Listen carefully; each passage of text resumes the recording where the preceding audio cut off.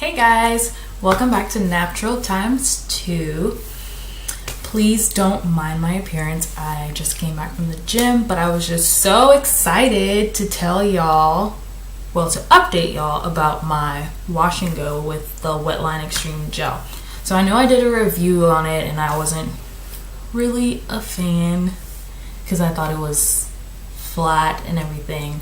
But this is day 4 of this wash and go, and it finally, I guess, grew into the shape that I like, and I'm like absolutely in love with how my curls stayed defined. It's day 4 and look at this, y'all. Like, let me give y'all a 360, but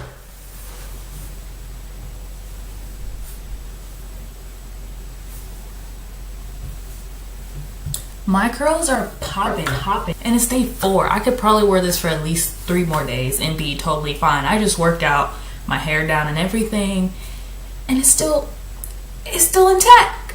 So I'm going to update what I said before and say that I will be doing more wash and goes with Wetline Xtreme. But I probably won't like it until like day 3 or 4 when it's like grown bigger. So maybe I need to figure out a way to make my hair have more volume when I'm done with it. So that's probably going to be my next project. Experimenting with my Wetline Xtreme gel, figuring out how to make my hair be big as soon as I'm done. Maybe sitting under the dryer would probably help. I don't know.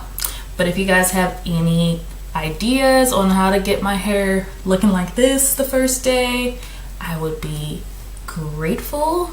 I will take any advice you guys have, so just let me know what you guys think.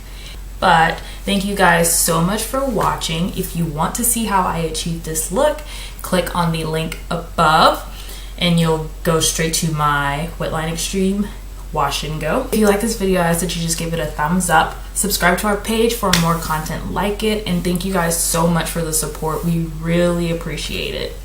See you next time.